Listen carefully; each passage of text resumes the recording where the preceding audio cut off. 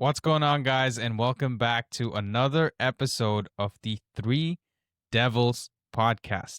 We're here to talk about the Wolves game, the center back situation, and the Kobbie Mainoo saga that is the Russian doll of all sagas. It just never stops. Nobody's talking about Mo Salah, guys. That happened like 3-4 days ago. We're still on Kobbie Mainoo. Semeex, how we doing today? I'm doing great, man. Thank you. James? Thank you. Yes, I'm doing well also. Yeah. Are we excited to start losing subscribers because we're positive? Everybody? I'm very excited. I'm very excited. Yeah, 100%. Yeah. 100%. Yeah, let's do it, man. The funny thing is, guys, would you believe it or not, we actually had a good game and we won. We scored 4 goals. We are now the third highest goal scoring team in the Premier League. We now have the second highest XG in the Premier League. And it doesn't feel like that, does it? How do we feel about the Wolves 4-1 reaction? Because I'll go first and just say that it's been so mixed for something that was so positive, right? And not mixed in the sense that, oh, we should have scored 7, and we only scored 4. It was more like, oh, Wolves are so crap. Like, they're worse than Grimsby. Like, what are you talking about? Blah, blah, blah. And it's like there's other teams who have played Wolves this season. There's 14 other teams that have played Wolves, and we're the second team to score 4 goals against them. And the first one was Man City on the opening day of the season. So I'm not understanding where this, halfway house of reactions is coming from. Like I'm just trying to process this. James, why don't you kick us off? Yeah, I'm in the same boat, but it's I think because if you go into something with look, we heard this weeks ago before the Sunderland game. It was like, oh, this is a tough game. We beat them 2-0. It's just Sunderland. And then it was like a month later they were still in 4th, and it was like, hang on a second, Sunderland are pretty good. There is definitely a tendency and a need to constantly weigh down anything good United do and over criticize the negatives of it. I'm not saying Wolves are good. I watched them the previous weekend though. They probably should have beat Aston Villa, who are above us in the table. I mean, Martinez made some great saves and kept them in the game in that first half as well. And in the second half, and as the game went further on, Aston Villa started to turn it over and then barely beat them by the end of it, like skin of their teeth. Of course, then Aston Villa went and beat Arsenal. It's just football. And I think the thing about it is that more often than not, people presume that the margins in football are really big, and they're not. They're really small at the top level. Like when you say, hey, that's the worst Premier League team in history, it's the second and third word that matter. Premier League. They're still a Premier League team. They're still a Premier League side. And the margins, even between those sides and us, who are not a top side, we are not a title challenging team, is pretty small. That's why the gap in the table, between 3rd and 4th and like 16th is so small, because the margins between teams is just smaller than it's ever been. So you do have to take what you can get from it. And I looked at it and said, what it showed me was the same thing I saw against Crystal Palace in a bit of a different way. You have a team, you know what they can do. It's just whether they do it or not, it's on them. It's like they show up in the second half of both games. And I think it's so obvious based on those 2 games, if you can't see it, that this is just a mental thing for this team. If they can turn it around at halftime, no changes to the system, the horrible system that didn't work in the first 45 and suddenly worked in the second 45. No changes to the formation, the horrible formation that didn't work in the first 45, but worked in the second 45. They just turned it up. They just put the focus in, play with more intensity, more energy, took their chances when they didn't take them before. And it's the same thing against Palace. It's the same story. If they turn up, they'll play, they'll win most games, not all. If they don't, they won't. Yeah. Semeex, before you go, I want to say, I think if I remember correctly, Wolves were 16th in the league last year, and we were only above them on goal difference. So yeah. So we did take their best player. I hear you, but this was a team that was just one place below us with the same number of points. So people are reacting like this means nothing, but I think it means something. How are you feeling? And more importantly, what is the vibe you're getting from the Twitter doom scrolling that you normally do? No, it's crazy how negative things have turned. I mean, the Amorim out movement is growing. It's obvious to me because I'll tell you one thing. If Amorim was sacked last week and we just had a game against Wolves and we played exactly the same way with a new manager, everyone would be saying, I told you Amorim was the problem, and look how this manager's lighting it up. Oh my God, we're back. We finally have a real... Honestly, it could have been the exact same game with a new manager, and the whole universe would like the messaging out there would be completely different. The fan base is absolutely insanely toxic right now, and that's why all three of us have been losing subscribers. It's true because we're telling what we see, and that's what we see, right? Guys, we've only lost one game in the last 9. 9. If we don't lose the next game, that's 1 in 10. Like, what else do you want a manager to do? Now, obviously, I wish some of the draws were wins. Of course I do. But last year, we never went 1 loss in 9. Like, never. That did not happen. Even if you counted European games, that never happened. We're definitely moving in the right direction, but people can't stand Amorim anymore, and that's scary to me because that takes all logic out the window. And I'm making videos showing exactly what's happening in the tactics, which I just posted one last night. And already I woke up this morning to 3 or 4 toxic comments telling me basically that I'm full of BS when I'm showing video evidence. Like I'm not interpreting things the way I see it.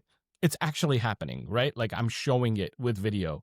And it's not good enough. People are fed up. They're done.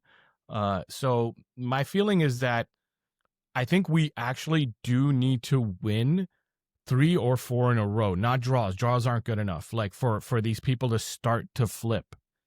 And half of them will flip, but there'll always be that other half that just no matter what are going to hate this man, right? And James has said it on his channel. This is what blows me away, and James was so right when he said this on his channel. He said that whenever anything good happens, the players get the praise. Whenever anything bad happens, it's all Amorim's fault. And unfortunately, like what people don't understand is that the manager actually doesn't have that much power. He really doesn't. People think managers have all this power. It's not true. The players at the end of the day play the game, and whether they execute or not is going to decide whether they win or not. Yeah. No, great points, Semeex. It just seems like the fan base is looking at Amorim as the personification of everything they hate about the club. And I just don't understand that. You know what I mean? It's like they don't want him to succeed. They would rather be right about being early on Amorim out than just have the patience and allow the man to turn it around. And it just baffles me. Like, do you guys know this guy? Has he done something to you in person? Like, how is that even possible, right? There's way more hateable people in the world than Ruben Amorim, man. This is just a guy, young manager trying to do his best, and I just don't get it. But I want to talk about the Wolves' performance, right?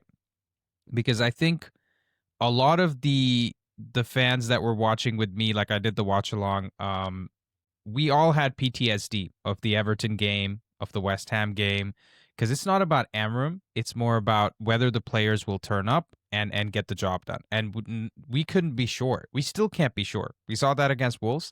We don't know if it's going to happen again. So how can United replicate this performance moving forward so that we have more games like Wolves and maybe it even happens against a better team? Semeex. So the thing I noticed in that game is that we actually penetrated or got the ball moving forward a little bit more central than we have been in other games. We found spaces in the center of the pitch, and we made sure our triangles in the middle were actually using each other as opposed to like just passing each other once and then getting it back out wide. We actually tried to get through balls through the center, a lot more one-touch passing, quicker decisions, and quicker ball movement. But here's the deal. Wolves are a bad team. There's no two ways about it. And they allowed us, a couple of seconds extra. They allowed us a couple of yards of more space in the middle than other teams do. So if we want to replicate what we did, we have to do those same patterns and those same movements and those same passes, but faster. We have to think faster. We have to do it a second or two earlier before the gaps close, because other teams close those gaps a second or two faster than Wolves do.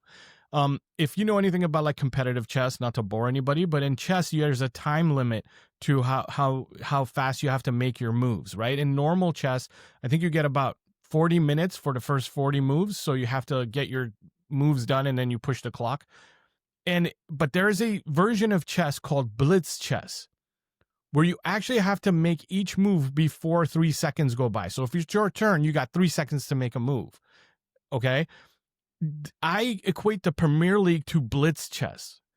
And I always describe some other leagues. I'm like, that's like normal chess. The Premier League's like blitz chess. You still have to make the same moves. You still have to make the same smart decisions, but you've got a lot less time to do it in.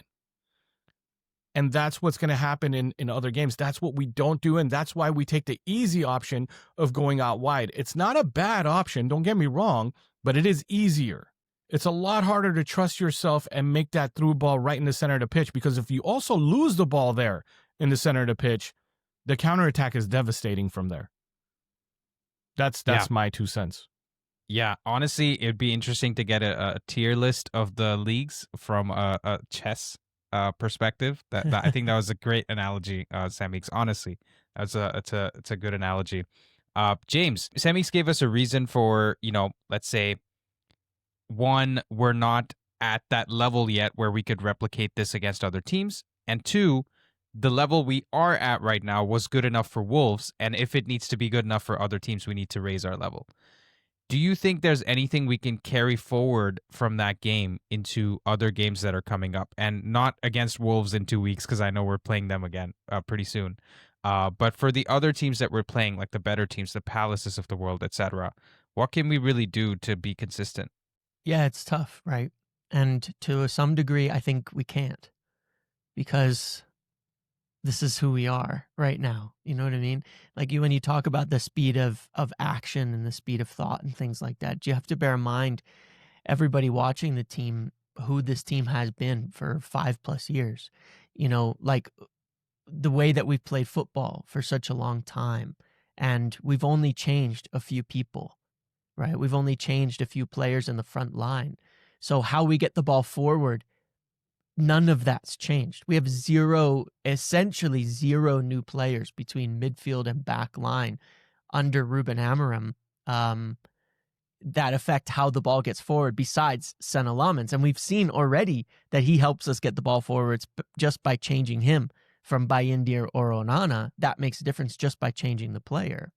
But I don't think that much is going to change in terms of how we get the ball forwards. Like, it's been a team where you look at a game like that against Wolves, Bruno gets a bunch of stats, 2 goals and assists, lots of chances created. It's a game that suits the way he plays exceptionally well. Lots of spaces out wide, lots of spaces to send the ball through, lots of gaps. He can kind of quarterback those balls through the lines and things like that, where one guy can spread the play around. And that's where Bruno's been so brilliant for such a long time. But that's also why he was signed for Solskjaer, because all those years ago, that's the way he wanted to play football, Solskjaer, on the break, in transition at all times.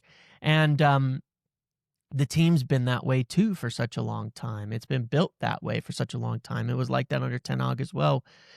We haven't seen enough change in the team to where we can say, oh yeah, this is a team built for intricate, quick passing and carrying through, pressing situations and high intensity moments where the spaces aren't there. And like you said there, the speed of thought has to be a lot faster, because it's a little bit easier to play in transition and on the break. You're always getting your head up to look and send that ball and use your pace. It's a lot easier, James. There's a reason why easier. Yeah.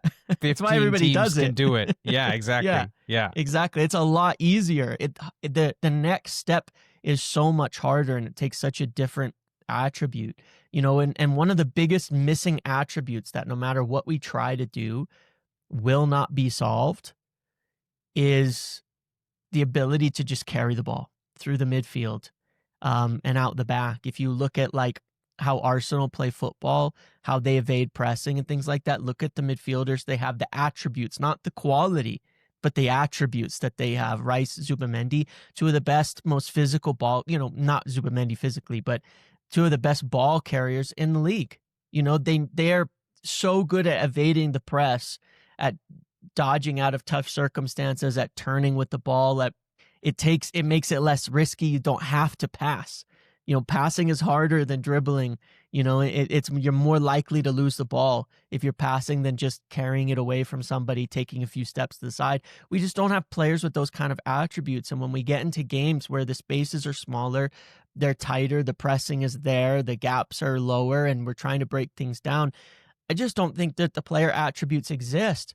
We have good players, guys like Mason Mount, Šeško when he's back. He's been a miss, certainly during his time, in my opinion, a big, strong one due to the attributes he has.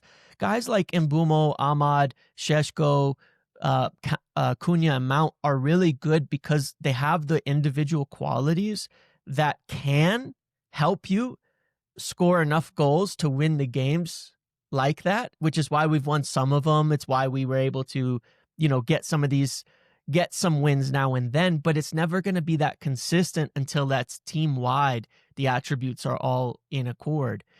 We haven't done it yet. Once the midfield rebuild is finished and the backline rebuild is finished, then we'll do it with the more players we get, the more consistency we'll get. Until then, it's always going to be up and down, and we'll look good in games when the spaces open up, and we'll look mediocre in the other ones, and nothing's going to change much. I perhaps have a slightly more optimism than or maybe somewhere in between, because I think you guys are optimistic enough about Amorim to figure things out on the fly as well. For me, the biggest difference that I saw in the Wolves game that I have confidence going forward is our central center back. Ayden Heaven was passing forward, guys. Okay?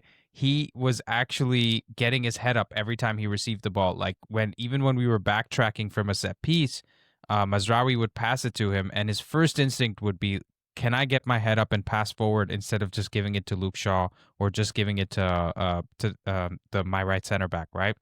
And I think, Semeex, that made a huge difference in terms of how quickly we could actually initiate our buildup, right? Because we were going from the first phase to the second phase to the third phase in 2 or 3 passes instead of taking 4 or 5 passes. And what has Amorim said in his press conferences when he was asked about his system? Because the long ball stuff had happened, I think, after Liverpool or Brighton, he had said this. He said, my goal is to get the ball as quickly as possible to the forward line, so vertical football. And he doesn't care if it happens in 1 pass from the goalkeeper or if it's 2 passes from the center back line or 3 passes from the midfield, right? He just wants to do it as quick as possible. He wants the players to read what is happening in the game and make the decision, right? That's the difference between system and execution, guys. That's why we've been losing subscribers, because we keep telling you that the system is good. The system is set up in a way for players to succeed and excel, but we are not seeing that execution bit. And so the reason why I think the Wolves' performance can be replicated, not in a 4-1, 7-1, or whatever we should have won, but a more consistent 2-0, 3-1, those types of performances, is because I think the players are really starting to get it, right? I think the movement from Mason Mount that I saw in that game and the central center back, the way that he was functioning, made a big difference. How many times did Mason Mount drop into that inside half space, pick the ball up, and first time pass into Cunha, but without even looking where Cunha was, right? That's the type of stuff that I can see us really improving. But guys, how good was Ayden Heaven? Semeex. So Ayden Heaven was good. Ayden Heaven was definitely progressing the ball better than we've had a central center back do so in this whole season. My fear with Ayden Heaven is just, what do I do when we come up against Man City? Do we really expect that young man to man up with Erling Haaland? On the ball, Ayden Heaven was great. Off the ball, I have no idea. He looked good, but he looked good against Wolves. Like, they don't score goals. You know what I'm saying? So I'm with you. I agree with everything you said. I'm going to hold my judgment until I see him face up against harder opponents off the ball. On the ball, yeah. On the ball, he's been better than our central center backs. Even when he wasn't playing there, when he was playing on the left side, he was already progressing the ball forward. It's obvious he's a ball progressing center back, which I love. That's great. That's exactly what we need. But is he mature enough to take on an assignment like Erling Haaland for 90 minutes is where I'm waiting to see. But I just want to clarify that he is for a 19-year-old center back, where he is much more advanced than his age. And so I'm not saying get him in the team, let's just sell De Ligt and Maguire in January. It's more that we have an option now that we can grow into. Man City type games are traditionally not the games we struggle in. It's actually the Wolves games we struggle to break down, right? The teams that are sitting back. And for those types of games, I think Heaven could be good. Sorry, just wanted to clarify there. Yeah, the best compliment I can give him is that with De Ligt injured and Maguire injured, I'm a lot less worried now. And that's the best compliment I can give him, right? Yeah, that's fair. James? Yeah, I think to a degree in line with both of these. That's why I think this inconsistency, because you're right in that. I made a big deal as well about being so complimentary of Ayden Heaven's aggression. And I've been talking about this the last few weeks as well, because Ruben, before the last international break about De Ligt, said he's been good, but he can be better, because he was talking about how when the game gets good, you're going to see the center backs dictating play through the lines, things like that. And that is one of the ways we can improve as a team significantly, and where I say we still haven't seen half of what the system has to offer, because we still don't have players doing what they're supposed to. We saw against Palace how Mazraoui coming on for Euro, who was scared to progress the ball at that time, completely changed the way that second half played out. That was not an accident. And it was even against West Ham. I know people are really unhappy with that game. The ball progression was not a problem. United's build-up, they had some of the best build-up we've seen this season against West Ham in that game. Some of the quadrants they were doing on the right, between Ahmad, Bruno, Mazraoui, and Mbeumo to get down the pitch and into these areas and get through it was easy. It was beautiful. It was working fine. It's doing it consistently, and all of that. When you take a player like Ayden Heaven, I look at it and say he was doing it. Being brave with the ball, moving it forward, made a big difference. But he's young and inconsistent. And so it's going to be De Ligt sometimes, and he's going to be scared to pass that ball forward sometimes. And maybe he'll come in and be a little more aggressive and take that next step in development. We saw a few flashes at times of De Ligt hitting that long ball. That is it's also a hallmark of it, when you suck them in, send one of the wing backs and hit the long ball right into them over the top from the center back. There's so many variations that we don't yet see in this team because we don't have players consistently doing it. And they might develop into that, as they get better. Like Lenny Yoro, I think he'll get there. We've seen what he can do with the ball when he's brave, when he's focused, when he's confident. Obviously, he's a young player. He's going to go through those ups and downs of confidence, those ups and downs, those dips in form. We know what they can do when they have it, but all the pieces got to come together at the right time for consistency. That's why I don't think for now it's going to change, but I think maybe by the end of the season, some of them will be a bit more confident, a bit better. I think adding some midfield protection in front of those center backs would help them a lot for that, because it's so hard to think about being brave and driving the ball forward and progressing when you've got a guy who cannot run in front of you, that you're going to have to get back, that you have no cover on. That's a big problem for them, I think. Semeex, go ahead. I will add to what James is saying that if the center backs actually do start doing this, all three center backs are supposed to be the types that can progress the ball in some way, shape, or form. All three center backs need to have either passing characteristics, progressive passing characteristics, or carrying characteristics to attack open spaces. Like in my tactics video, I showed two examples of the CB switch from the Wolves game, one with Mazraoui, who, when he had that open space, passed it forward to Mbeumo, like just passed basically the whole midfield line of Wolves. And then in my second example, I showed Euro, who instead of passing it forward, dribbled it or carried it forward into that same space. So as long as it's progression, it could be passing, it could be carrying, but all three center backs need to do that. And the thing that drives me a little bit crazy is how people have this agenda that says that Ruben Amorim's tactics are too defensive, but it's not meant to be. It's actually a very offensive system if used correctly. The problem is, for it to be used correctly, the center backs have to play like that. They have to progress the ball. And like James says, maybe that's going to improve by a lot once we get a midfielder in who they can trust, who they feel. Because look, if they try to progress the ball forward and it goes wrong, nothing feels worse than a defender who gave up a counterattack. It's a lot easier for a striker to give up a counterattack because then you got the whole pitch to try and further away. Stop that attempt, right? When a defender, it's like rule number 1 of being a center back. Don't give the ball away on this side of the pitch. Don't do anything stupid on this side of the pitch. When you have a midfielder who you feel like has the speed, the legs, and the intelligence to cover for me in case I make a mistake, then I'm going to be more brave and try to progress. Mm-hmm. Yeah, great point, Semeex. You know what's interesting? You speak about don't give the ball away, but take the right risks. Guess what? Ayden Heaven, 100% pass accuracy. Yeah, I noticed that against the other Wolves. day when I looked at his stats. 100% pass accuracy. Yeah. Okay, he passed it forward more than De Ligt looks scared on the ball. Okay, I'm not trying to call De Ligt out. Not saying he does in terms of passing it forward, dude. He's in the 8th percentile.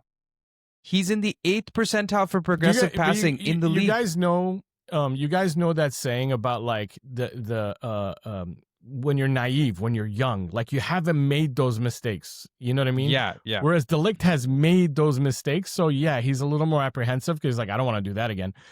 He's made those mistakes in his career, whereas Ayden Heaven, hopefully he'll never make those mistakes, but he's also got that naivete, if you will, of being a young player who's just like, I'm just going to go for it, which is great. That's what we want. I'm not saying anything negative about it, but I want to be careful how badly we judge De Ligt because he came out himself in his last interview, literally last week or maybe 10 days ago, and said that he's still working through some confidence issues that he's having with himself, right? Mm-hmm. And I always respect players who come out and say like, hey, I have confidence issues and I'm working on it.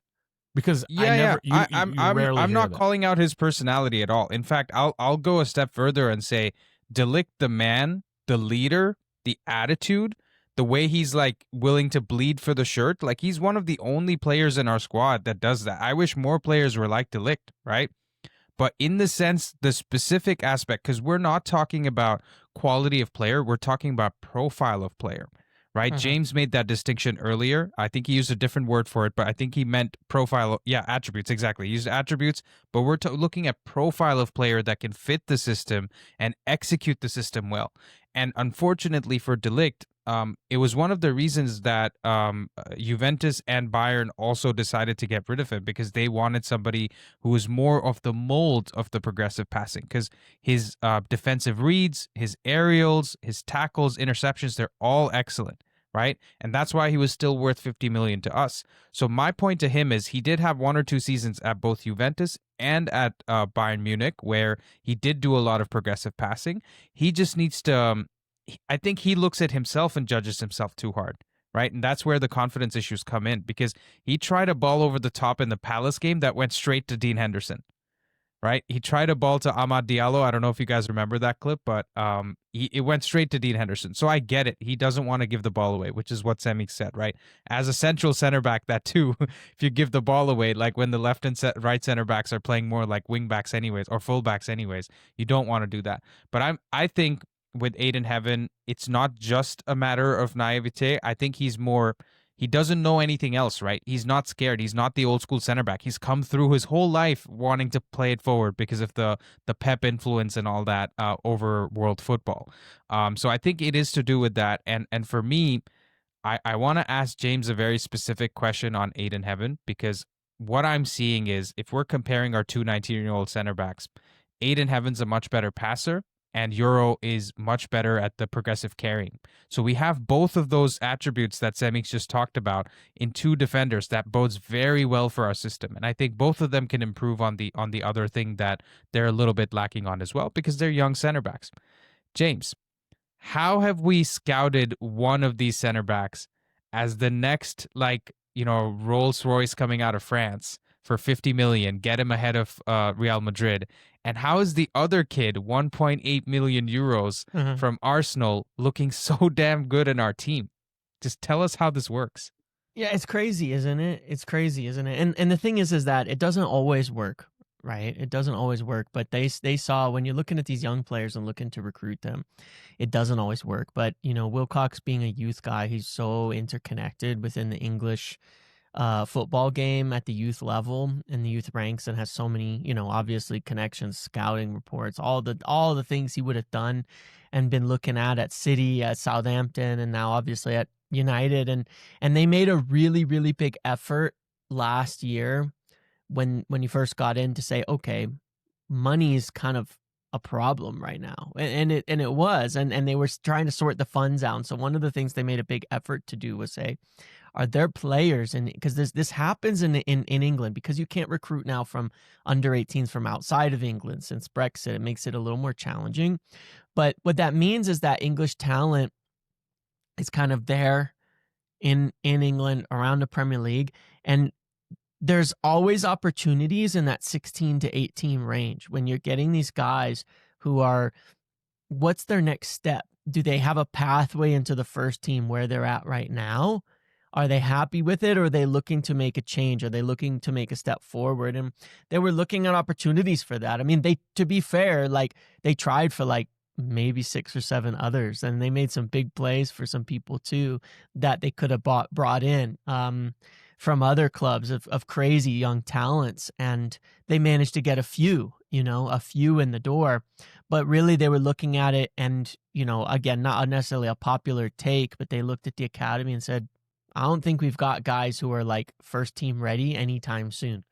We need to get some players in that like almost first team ready phase and see, are there opportunities out there around the Premier League that we could get, that we could go for, that we could say, yeah, there's some guys who there's not a pathway. And yeah, I mean, I think that they intended to play it as a numbers game, and personally, I think we've gotten a little lucky with Ayden Heaven, but they were obviously also, one of the biggest things they're looking for was physical attributes, players who physically look like they can handle the men's game, because that's what our academy lacks even still. Even with the group that's coming through, there's a lot of talent in there, and they're all very slight. They're all very slender. They're all very, you know, light on frame, and that's still something lacking at the youth level. So, hey, Heaven fit in as a guy who looked like physically up to the task of the men's game, the first team already.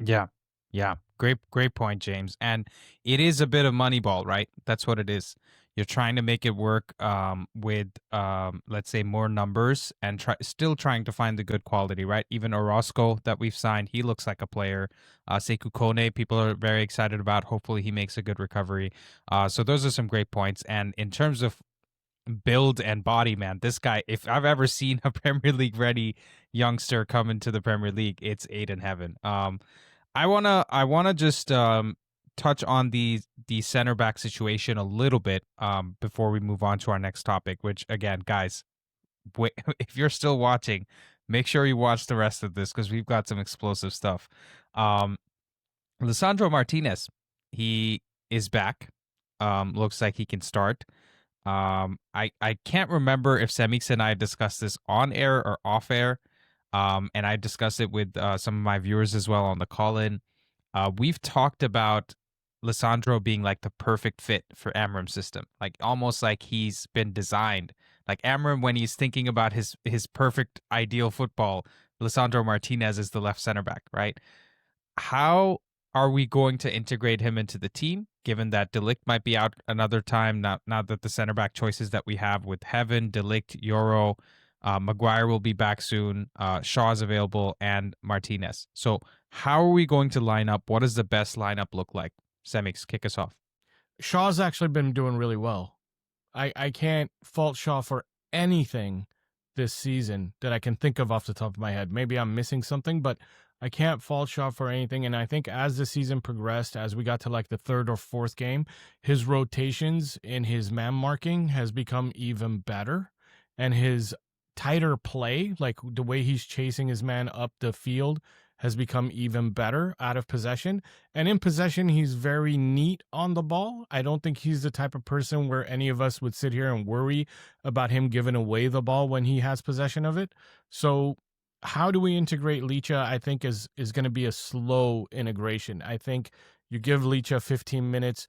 You got to get Licha's form up to the levels of Shaw. Once they're both at the same level, then we can make that decision. Who's making more progressive passes is really probably what it's going to come down to, because they're both defending pretty well. I trust Licha's defending also. And it's going to come down to who's helping us build up faster, who's making decisions faster, who's thinking faster. But I don't think Licha can just come in after a week and take that starting position from Shaw. I think it's going to have to be 20 minutes, 25 minutes per game, maybe 30 minutes until you start. Because Licha's, man, he hasn't played in so long. It's going to take him a bit to get back into the rhythm of things. Semeex, I just want to press you a bit on that, because you said, is there anything Shaw has done wrong? And I agree with you. In fact, I would say in terms of our center back positions, the best on the ball center back or area has been our left center back, and that's because of Shaw, right? In possession, his passing is crisp. He knows how to play forward. I'd even say he's gotten into some positions where he could play the early cross from the left back area, right, or the left midfield area. So he's been doing very well in terms of his interchanges in possession. And out of possession, he's been good at being tight on his man, jumping into midfield, doing the man marking job. But he does have defensive errors in him. There was a great video done by Statman Dave a couple of weeks ago where he talked about Shaw being our second most errors after Bruno Fernandes out of possession. So the question for you, Semeex, is let's forget about the integration and the coming back from injuries. If you were to pick your ideal back three, who would feature in it? If we're going to say everybody's on their top form, I would go with Lisandro Martinez. I like pit bulls. Like, that's my favorite. That's my favorite profile player, right? Like, I love Tevez. I love Rooney. I know they're not center backs, but they're little guys who don't give. Maybe it's because I'm a little guy. Like, I'm only 5'7". You know what I mean? So maybe that's why. But I love little guys who play bigger than that. Like, they have big personalities. One thing Lisandro Martinez does in every single game that he starts, if you watch, he picks either the best player on the other team or the second best player on the other team, and he fouls them within the first 5 minutes. And he fouls them hard. He lets them know, like, this is not going to be a good day for you. Like, you're going to feel my knee up your back all day today. And he, you know what I mean? And he does it to Mo Salah every time we play Liverpool. And he does it to the big, like, I've seen him do it to Erling Haaland, where he's literally half the man's size. Yeah. And he puts Erling Haaland on the floor in the first 5 minutes. I love that, man. So there is a little bit of bias there. There is a little bit of me just going, well, I'd rather see an informed Lisandro Martinez. What about the other two positions? Because I asked you about the back three. So right now, Mazraoui's actually doing really, really well. And I'm somebody who's made videos in the past talking about how Mazraoui's not a good fit. He's not the right guy. So right now I would take Mazraoui, but I would take an informed Euro over Mazraoui, because when Euro does what Euro does best, which is actually defend counterattacks coming our way, because he's really good at catching up to somebody who's might look like they're about to run past him. And honestly, our biggest flaws are transitional goals, meaning we give away the ball and give up counterattacks to teams that are way weaker than us. And Euro's one of those defenders that I want to have in those situations when he's on form. And also Euro's carrying is something we don't have. Mazraoui's passing is great, but Euro's carrying is something we just don't have. We don't even have it in midfield. We only have it in our front line. So I would take Euro, and then in the center right now, I have to go with De Ligt until Ayden Heaven has proved more times that he deserves that spot. Yeah, that's fair. James, what are your thoughts on the center back situation? And I want to ask you a slightly different question. If there was one defender we could sign and one defender that person had to replace in our starting 11, which position and why? It would be the central center back for me. I know positionally for sure, because I think that between Lenny, I think between the players that we have some solutions in the wide center backs. But like, I was going to answer the previous question and say that my ideal in our current squad would be Lisandro Maguire and Euro, because I think we massively lack Maguire's box defending when he's out, and it's been a huge problem while he's been injured as well. We've conceded to a lot of crosses when he's not playing, like a lot of crosses. Both goals against Forest, both goals against Tottenham were when he was off the pitch, crosses into the box.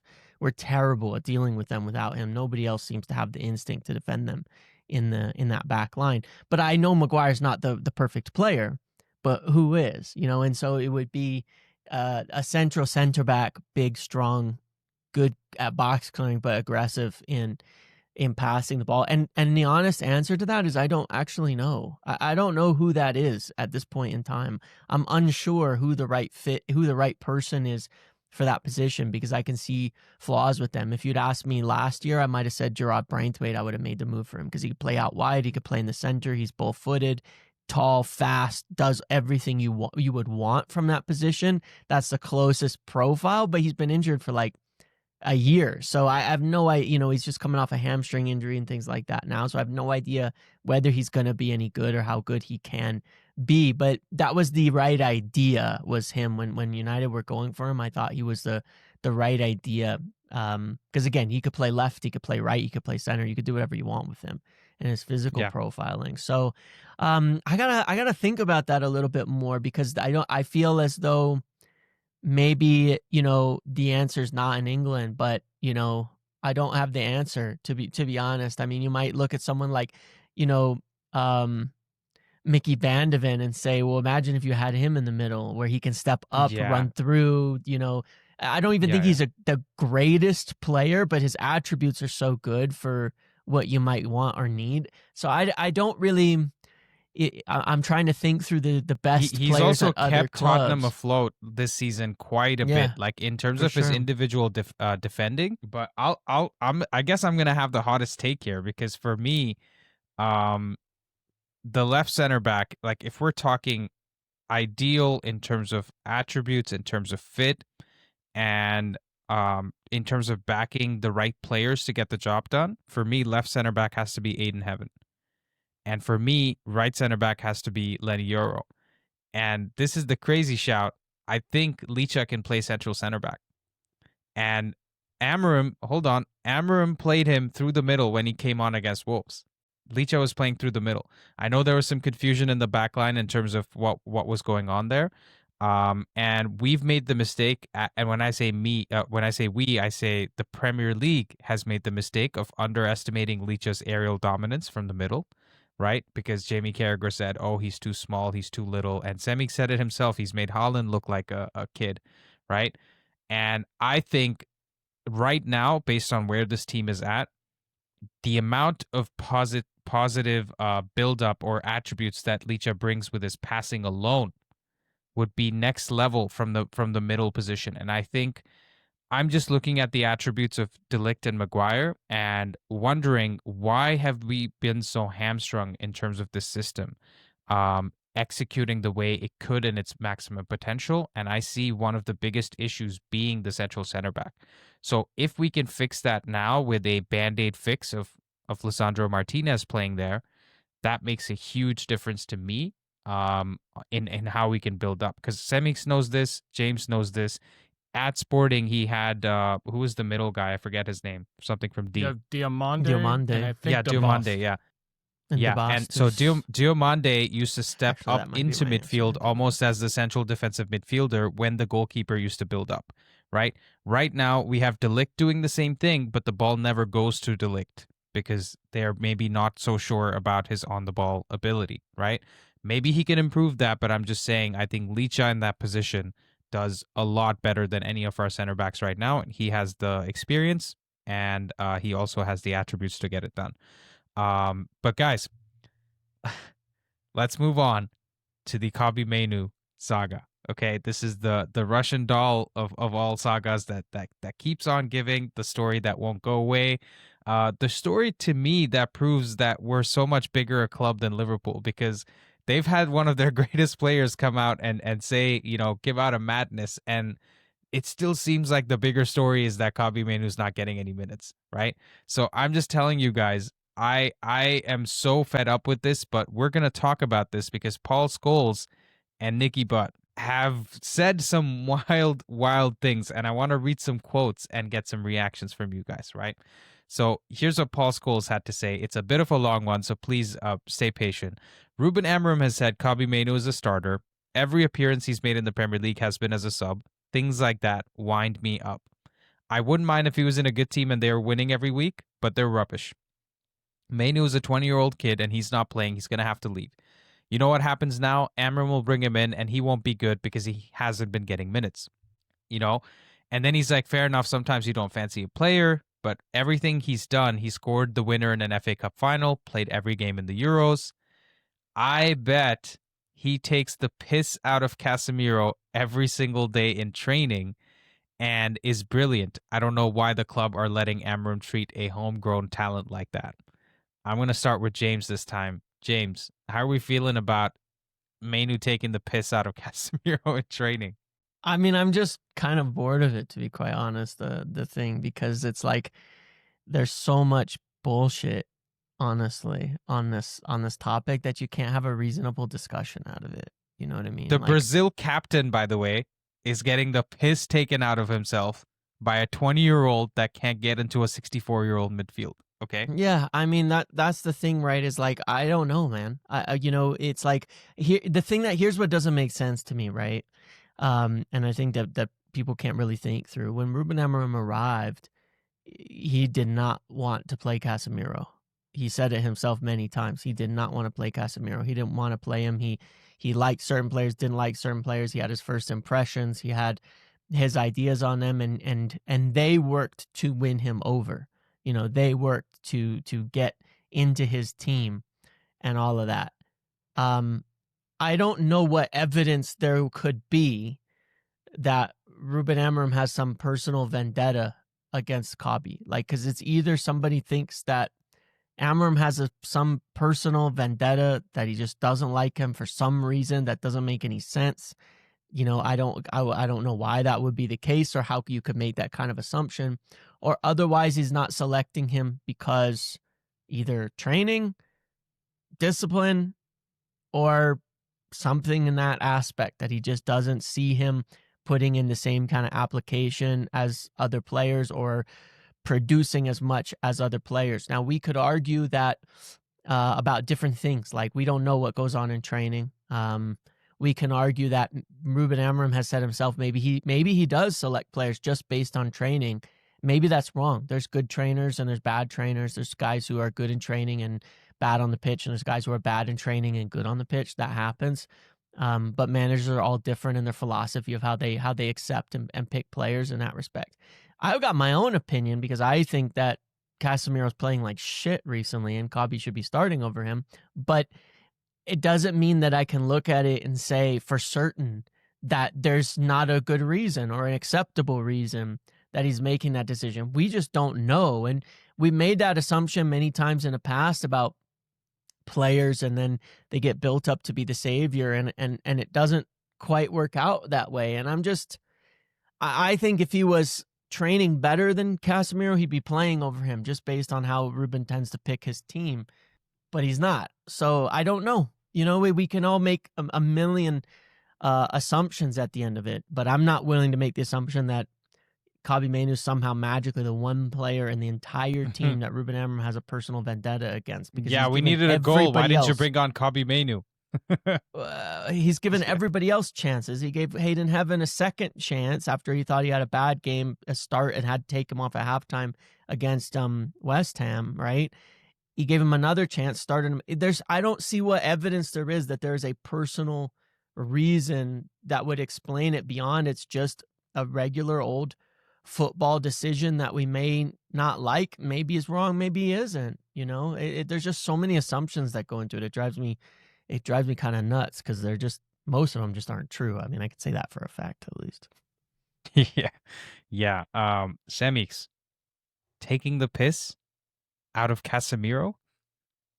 Yeah, no. So these are all assumptions. That's the key word that James used. And then James says something because James, we all know, has I want to say connections, even though I hope that doesn't make him angry. I'm just going to say James has connections. He has some kind of knowledge or information. Not about Kobbie Mainoo, that's not what I'm saying. But he said the words, these are all assumptions, and I can tell you that sometimes they're just not true. And the key word here is assumptions. This is Scholes or Nicky Butt or whoever is just assuming Kobbie is, embarrassing Casemiro in training, which I very highly doubt. Now, I assume that's not happening. Which one of us is right? Which one of us is wrong? Who cares? Like, no one knows. The only thing we know is the manager doesn't like the player, period. That's it, and we're done. I get angry at these kind of things because people start trying to tell other people how to do their jobs when they have no idea what's going on behind closed doors. The manager literally might have chuckled or laughed at a press conference, and that chuckle or laugh might have been something to the point of, if you only knew what I know. Now, what did I just do right there? I made an assumption. What I just said might not even ring true at all. But we can sit here and assume. The thing I don't like about pundits or ex-players or anything like that is I try my best that whenever I make an assumption to let the world know that I just made an assumption. I always follow it with a caveat of, I don't know, maybe that's not what's happening, right? And these guys speak it like it's gospel. And it bothers me. It really does, because I go through this at my own job and it's not right. Like, don't make it, go and ask me, and if I can tell you, I'll tell you, right? So ask Ruben, and if he can tell you, he'll tell you. And if he doesn't tell you, don't just assume the worst thing possible, because you just don't know. Look, things we've assumed in the past turned out not to be true. There's a lot of young players that we got rid of in the past, right? Like Zidane Akbal and more, like Marcus Rashford, where you could have been a pro Marcus Rashford fan, but you just don't know what was happening behind closed doors. You don't know what the attitude was like, and you don't know. And people say, well, he went to Barcelona and he played well. Maybe that's what needed to happen. So the only way he was going to play well from Manchester United is if we actually picked up the club and moved it to a different city, away from the crowd or the bad friends or whatever, the bad influence that he was under. And Kobbie Mainoo might be the same. Maybe he'll go somewhere else and he might pull up trees. But that doesn't mean that he was going to pull up trees here, surrounded by the surroundings he's surrounded by here. He grew up in a negative culture. He grew up around people that were, when I was a kid, my parents would always tell me who to hang out with and who not to hang out with, because they didn't want the wrong crowd to rub off on me. In this team, you don't have that choice, right? You're surrounded by the culture you're surrounded by. You can't say, I'm not going to be surrounded by that. No, you're surrounded by it. He grew up around players that most of us would think of as bad apples. And he might be the best of the bunch, but he still had that influence as he was maturing, if you will. Right? Yeah. And that's where I stand with it. So I don't know, and I don't want to make assumptions, but I will tell you that my assumption, if I had to make one, is that Ruben's doing what Ruben thinks is right. Yeah. Because I don't see why he wouldn't be, right? Yeah. Semeex, I hope your parents think we're the right crowd to be around. And my mom likes James. I don't know about, man.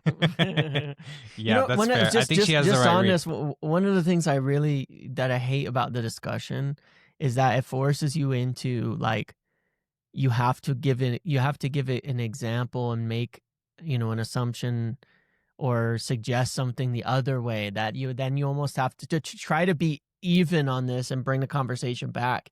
You almost have to be overly critical of Kobbie Mainoo, and that's what it forces you into, because the discussion is so unreasonable. Like, I really like Kobbie Mainoo. I think he's a really good player. That's my view on him. I think he could be very successful at United. But what I'm not willing to do is accept things that are either not true or just blatantly nobody knows as speculation, truth, just to make just to drive some sort of alternative agenda. I don't want to do that in either direction, but all the traffic goes one way. So sometimes you have to stop it and say, like, what if Kobbie Mainoo's just shit in training or something? Do I think he is? No. But that's kind of the assumption you're forced to express, because it all goes one direction to present a balanced take on it. Like, you could make that same assumption, Yeah. that he's terrible in training and we don't know it. You could make that exact same assumption and we don't know that it's true, but you're almost forced to. And that's why I hate it so much when it goes this way, because I don't want to do that either. It's having to pick sides, isn't it? It's having to pick sides against two people you don't want to pick sides.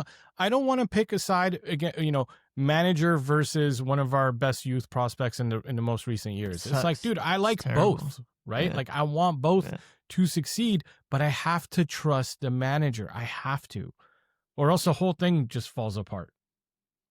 I think one other perspective here is, what if the club are forcing Amorim's hand in terms of you can't play Mainoo for certain minutes unless he does certain things that we want him to do, right? That's like the thing. Sign a contract?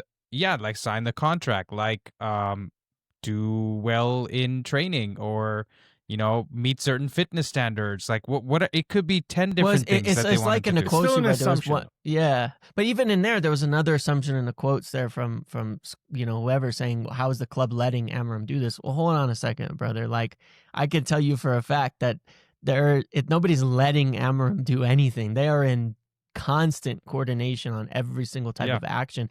Amorim is at this point a reflection of the club. This is a bit of a different club than it's been for a long time. The manager does not have the same power that they used to have. The manager is not the godlike figure that they used to be. They're not the guy running the whole show. Anything that's going on, you can bet, is very reflected in the opinions of the people above him as well. And that much is not an assumption. So if nobody's letting Amorim do anything, if there was a problem, it would be dealt with. If it's whatever is happening at the agreement of and with the backing and support of the club being on the same page as him on that. That much I can say is true. Yeah. Whatever it is. You know what's interesting? You know what's interesting to me as well?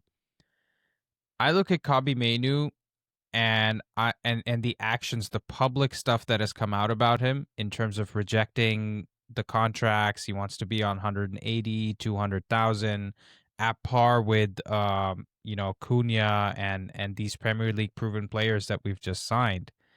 And I'm just wondering, does he feel like he has a right to play for United? And that's the part that I can't understand with both Scholes and Nicky Butt as well, because nobody gave them the right to play for United. When they came through, there wasn't another Paul Scholes and Nicky Butt in the press being like, how are these guys not playing? Like, get Sir Alex sacked right now, right? And I get it. Sir Alex had a lot more equity at the time, and it was a completely different situation. But I'm just wondering if the people that are in Kobbie's ears, because I think either of us, any of us in that same situation, if everything I'm hearing every day is like, dude, not only should you be starting for this team, you could play for Barcelona, you could play for Real Madrid, you could play for Bayern Munich. And maybe I'm starting to believe the hype, right? If I'm hearing that every single day and I'm in this like bubble protected environment. But I want to read out some of Nicky Butt's quotes as well, because there was some lot of explosive things, and maybe there's a couple of things that you guys might want to react to in there as well.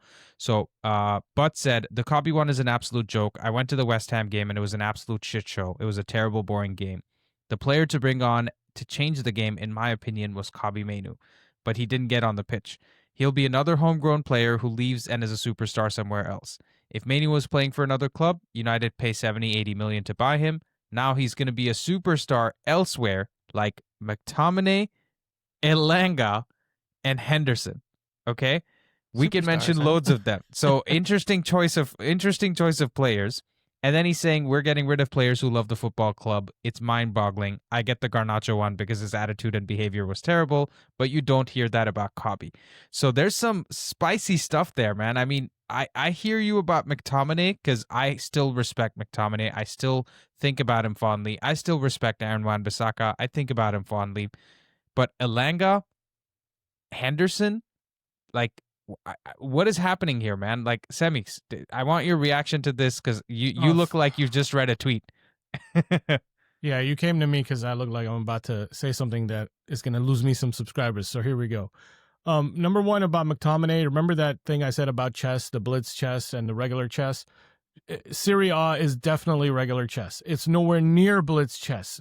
McTominay was never going to put up the same kind of numbers and play the same kind of way that he plays in Serie A. He has so much time to look around, look left, look right, and figure out what he wants to do. He's a good player. He's a very intelligent player, and the more time you give him, the better decisions he makes. He didn't get that at United. That's why you saw a lot of panic-stricken moments with him at United, which made him look worse. Don't get me, like, there are levels to the game. You could be good. I'm really good at playing, let's say, basketball across the street against my neighbors, right? But I'm not good playing basketball against college athletes. Like, there's a different, and I'm not calling Serie A my neighbors. I'm just saying he has more time. He can make decisions. And when you give someone more time who's smart, they're going to figure out the right thing to do. That's number one. Number two, what are you talking about? Elonga's a superstar or Henderson's a superstar? For me, they're just okay. They're just okay, and that's why they both were even a part of a Manchester United squad at some point. Let's put that out there right now. He's never going to be bad. Is he going to be a superstar or not? I don't know. Time will tell. We'll see. Is he going to be able to be a superstar at this kind of level where we're talking about Premier League and making decisions fast, moving fast, and, you know, speed of thought, high level? I don't know. Again, we'll wait and see. It just aggravates me when people feel like they can tell the future or then start spinning the truth to make it fit their agenda. Calling Elanga a superstar is not true. Calling Henderson a superstar is not true. Unless that's where our standards have dropped to. And people who are Amorim out talk about standards all the time. We've dropped our standards. We've dropped our standards. If you're calling Elanga a superstar, you've dropped your standards. If you're calling Henderson a superstar, like you would call Van der Sar a superstar, you've dropped your standards. Even McTominay, for that matter, right? I get it. Look, he's Serie A player of the season, 18th in the Ballon d'Or, and you know, everybody respects him in that league. He's got the slick back haircut, you know, everything, right? He looks better too. Like, I'm just saying that which Serie A player has come to the Premier League and just made it look like, you know, it's child's play, right? In recent history. Tell me one player. Like Tijani Reinders, he came in, he had a few good games. I don't think Pep is even picking him anymore, like over some of his other players, right? So you have to take a chill pill, guys. Just because there are some players who have left and have looked better in other systems under other profiles, doesn't mean, and these guys are playing counterattacking football. Like Elanga's looking good in a Forest team with 40% possession where he has to kick the ball and run after it. Like, he's super fast. He's going to look good in that. Guess what? Dan James looked decent at some points at our club, and we decided to sell him, right? And he's done well for, I think he's at Leeds. And I think he's done well for Leeds. So we can't just hype everybody up just because we want to use it as a stick to beat the club with, and that's what it feels like. James, I want to come to you with the second point that we talked about there, which is we're getting rid of players who love the football club. And Nicky Butt says, I get Garnacho because his attitude and behavior was terrible, but you don't hear that about Kobbie. Again, another assumption, but your reaction to that? It's like, yeah, I mean, that's it. It's just like, it's just word babble. You know what I mean? It's like, yeah, it's just word babble, but it's like, it doesn't make any sense at the same time. I mean, like I say, I think that it's a tough situation. It's an awkward situation because, you know, clearly, obviously what he's talking about there when you're talking about like McTominay and Elanga and Dean Henderson are guys who were around the club a long time as academy players coming up through the club and into the levels and all of that. But, you know, it's like you can't, and that's obviously a huge part of United's values and the success and such that it had in the past. But it's like these academy successes that turn into players who win the league are like lightning. You know, it doesn't happen every year. It doesn't happen every 5 years. It happens once in a while, you know, and they turn into that level of player once in a long while, to be quite honest. I mean, if you go to the end of Sir Alex's tenure, you know, where's all your superstar academy players that are in there? It's not the same. It's not like you're getting the class of 92 every 3 years and and you end up with 25 academy players. It just isn't how it worked. That's not how things ended up. That's not the direction that put some things went respect in. on Tom Cleverly's name, bro. What are you But talking that's about? right, but it's like, okay, it's like it's what it is, and I get it. And there's certainly a respect for it and all of that, but it's just like it's just constant babble. I don't know, man. Like, okay, well, Garnacho had this reasons, those guys, they ended up none of it was a wrong decision. All of it was fine. It's just, there's always a hunt for the boogeyman of why United haven't won in a long time. And that really is all it boils down to, is that until United are winning again successfully, people are always going to try to be pinning it on, well, that's the thing, we've lost our soul and we've done this and that. But it goes in circles. For years, people were like, forget about the past, what United DNA, this is all bullshit, talking about this and that, when Ollie was here and people were getting frustrated.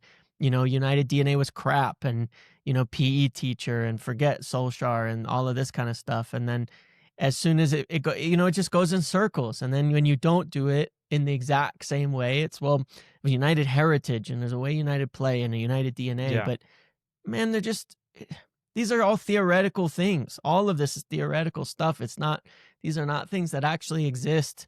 Also, people seem so convinced that they know what's going on at the club, and I swear to God, Jason Wilcox, Ruben Amorim, Jim must be thinking, like, do we have cameras in here that's going into every Man United fan's like basement or something, that they know exactly what's going on and they know more than us, which is the thing that baffles me. But I'm just gonna finish off the quotes here, and we'll leave it there. Nicky Butt says, for his football career, he says he's a top player that we're effing up. Kobbie has to go. If I'm looking after him, I'm telling him, we're getting you out of that football club. For his career, he has to leave United. He's lost 18 months of development. I hope he goes abroad, because it's embarrassing if he goes to Chelsea, which could happen. And then he says, I've known Kobbie since he was 8, but you wouldn't be doing him justice if you told him to stay and not make that move. Scholes then says, do you know what? You'd have to advise him to go to Chelsea. If he rang me and said, look, Chelsea are interested, he'd say you should go all day long. Now, James, I want to hear from you on the transfer side of things. Is there anything true about the Chelsea stuff, or where he could be going, or if there's a loan that could be coming up? He's got and Semeex, I want to hear the emotional reaction from you, but let's go to James first. Sorry. Yeah, I mean, he's got plenty of people telling him. You see it every day in the stories that are definitely not briefed by his agent about 12 superstar clubs that would come in for him, and he's got all these options and things like that. So certainly he believes it, but I mean, I don't know, man. 18 months of lost development. He played every game last season when he was fit. I don't know where that even comes from. He started every game in the Premier League when he was fit, bar like 2.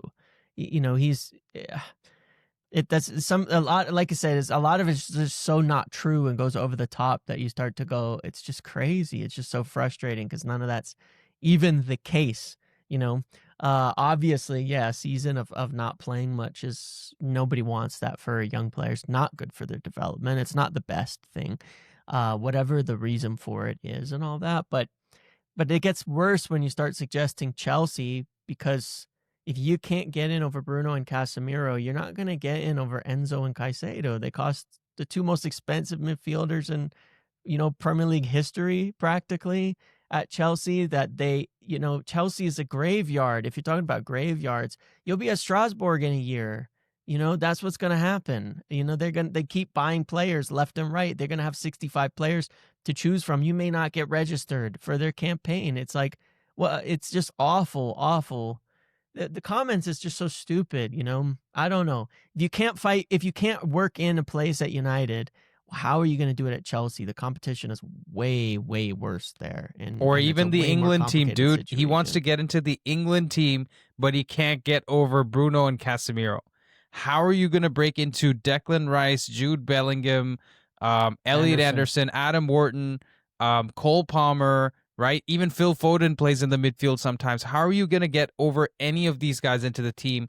And everyone's like, oh, he played the Euros final. Yeah, you guys lost the Euros final. And he got hooked in that game. right? So I want to stop this. And this goes back to James' point. Like, just to defend this ridiculous stuff that these guys are saying, we have to somehow be attacking Kobbie Mainoo to make our points. I don't want to be doing that, dude. I just want to move on. Can we have a new story, please? Can we have Ronaldo to come back and criticize the training ground? Maybe that'll be something we can talk about. But Semeex, give us the how can so we're wrong as fans. We're not top Reds for not agreeing with Scholes or criticizing Scholes. But it's okay for Scholes to come out and say that one of our best youth prospects, according to him, should just go join Chelsea? Now you want me to criticize Scholes. So this is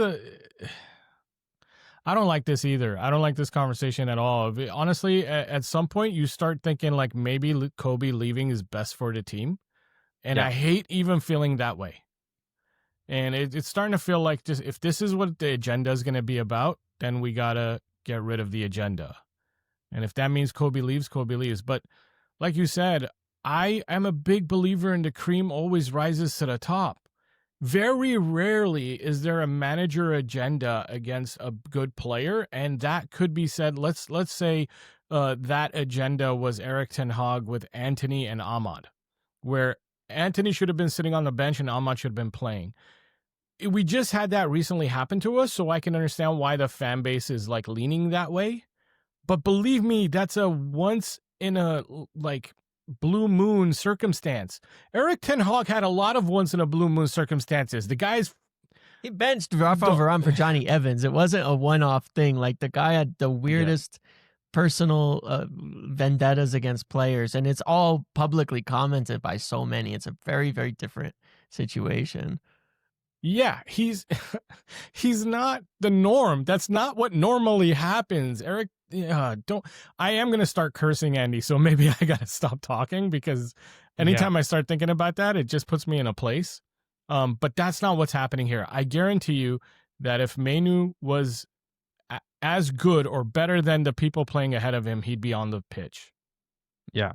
You know what's interesting, and maybe this is a message to Paul Scholes if he wants to listen to this wonderful panel, is the best thing that can happen for Kobbie Mainoo and his popularity in the media in the media sphere, in the fan sphere, is that Paul Scholes stops talking about him.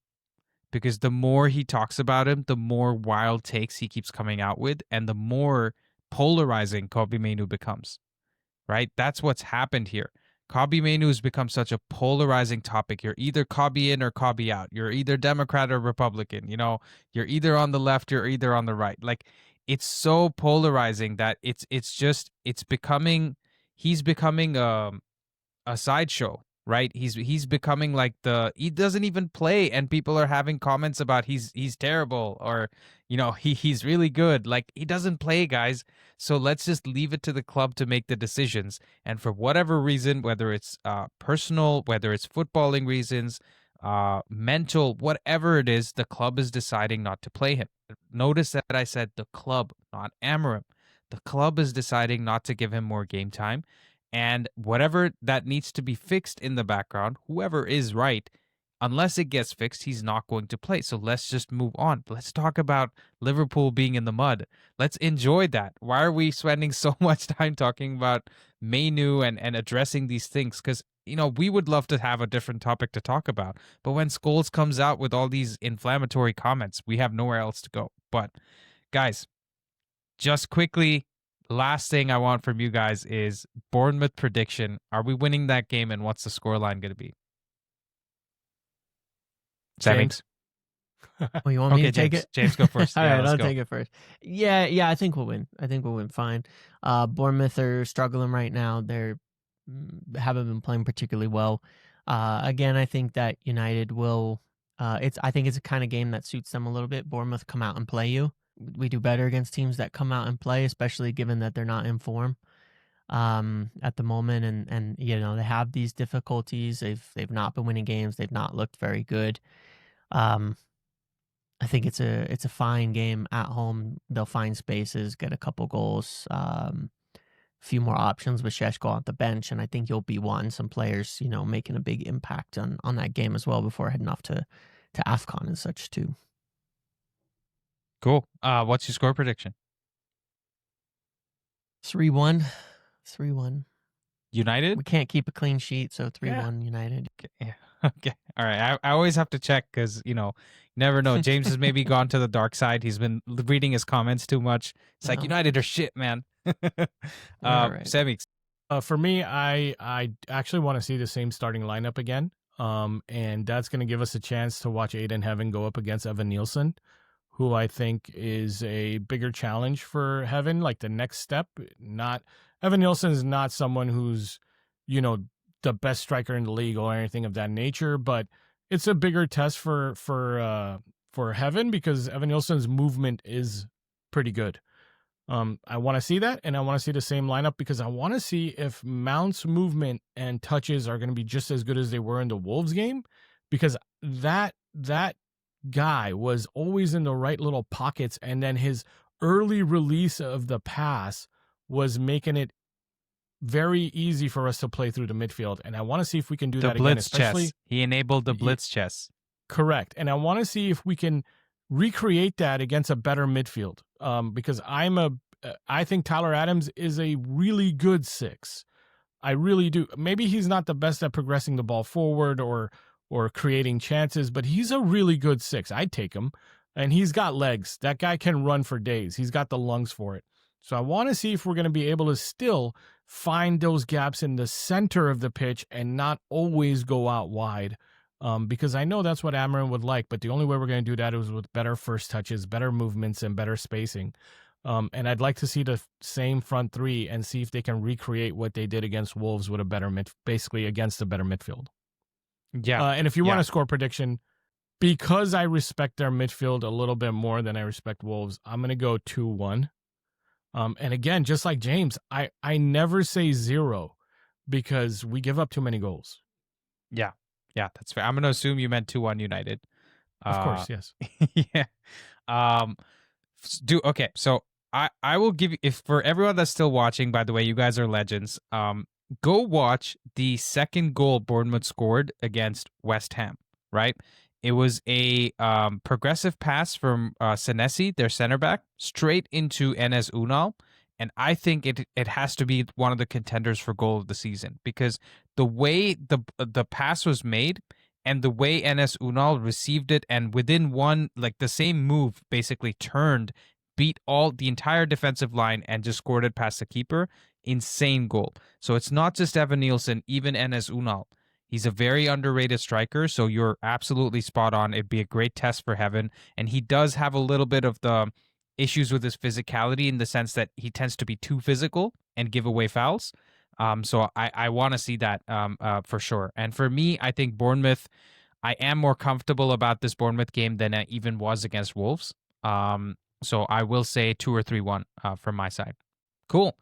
Guys, a bit of a longer one today, but there was a lot that we wanted to get off our chest, and we were talking off screen as well for half an hour. So we've been here for 2 hours now. That you can see how much Semeex is getting the good company from James and the bad influence from me. So this is a nice balance. Semeex is better off for it. Guys, thank you guys so much for watching.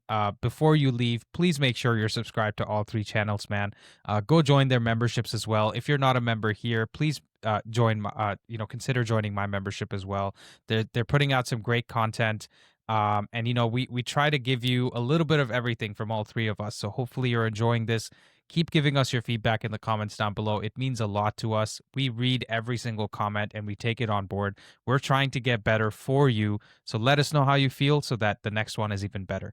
Thank you guys for watching. And do us a big favor, hype this video. If you haven't used your hype today and you're watching this video right now, don't go on the whole day not using your hype. Hype this video. This is the one. Click that hype button and send us all your hype points, man. We need it. Yeah, absolutely. Thank you guys for watching, man. And like I said, please show some love for Semeex and James. Go to their channel, check their stuff out, and we'll see you next time.